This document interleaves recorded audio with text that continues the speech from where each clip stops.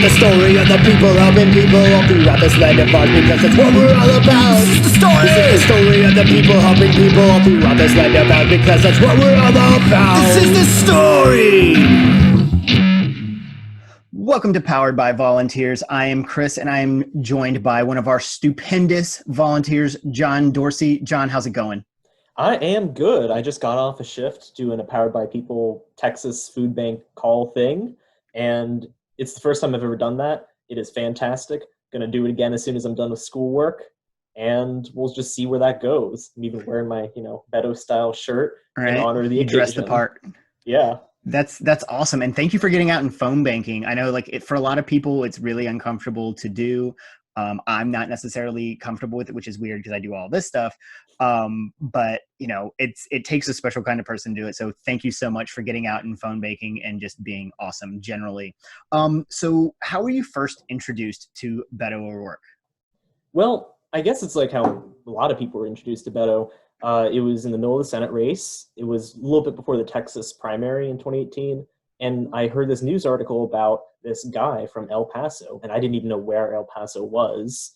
And he was running for Senate against Ted Cruz. It was this unwinnable fight, but he was really bringing some heat. Like, he was getting crowds. He had a staff that was already getting celebrity status. I was like, this guy might go somewhere.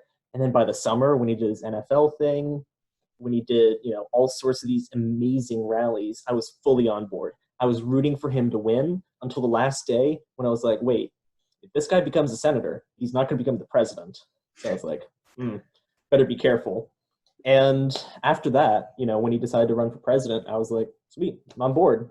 Let's do it. Yeah. I think that was a lot of us. We were like, all right, let's do this. Let's get going and let's make some changes. I think actually at this point now, everybody across America who's a Beto supporter knows how many counties in Texas there are. Oh yeah. 254. Yeah. I don't even know how many counties are in Maryland. I don't know how many counties are in Virginia, and I've lived here my entire life. Yeah. But so what kind of stuff did you do for Beto during the campaign?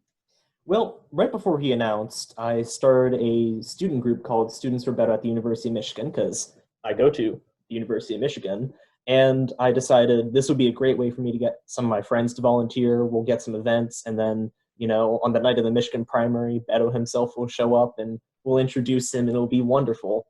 And from there, we did all kinds of stuff. We did some phone banking. We did a lot of texting. We knocked on a couple doors, but since it's Michigan in the cold winter, we decided not to do too many. That may have been a misstep in hindsight, but whatever. Beyond that, I also did some graphic design and helped out with other student groups. So if there's a student group in, Cincinnati or Maryland or Michigan that needed help, I would give them some graphics and say, hey, welcome to the team. Come join our conference calls. Here's some graphics. Here's some letters. Just let me know if you need anything to get set up. And from there, I kind of joined the student leadership council that the campaign had going. And since then, it's been a very fun, very wild ride. It's indeed been a very wild ride. That's awesome that you got so involved with your college. People forget how important the young vote is. And, for you to get out and do that is just phenomenal. So thank you again for all of the work that you did during the campaign. Well, since he's not in the race and we're doing Powered by People, what kind of volunteering are you doing? Are you still helping Beto? Are you doing any other kind of volunteer activities? Well, for the most part, I've taken on a role as the digital director for Students for Biden at the University of Michigan, and we kind of helped the Biden people win the state of Michigan on March 10th. I've stayed up to date on Powered by People. I'm probably going to send them some money soon, going to keep doing these phone banking shifts. But aside from, the Biden camp and Powered by People, I'm kind of just focusing on schoolwork because I've got 2 weeks left, and then I become a fully graduated economist from the University of Michigan. Yeah, you do. Congratulations. Yeah. That's awesome. Especially in all this crazy time. Yeah, I say graduation, but you get your degree, and that's just as important. I mean, walking across the stage is walking across the stage, which is great, but it's that piece of paper that does everything. So congratulations. That's fantastic.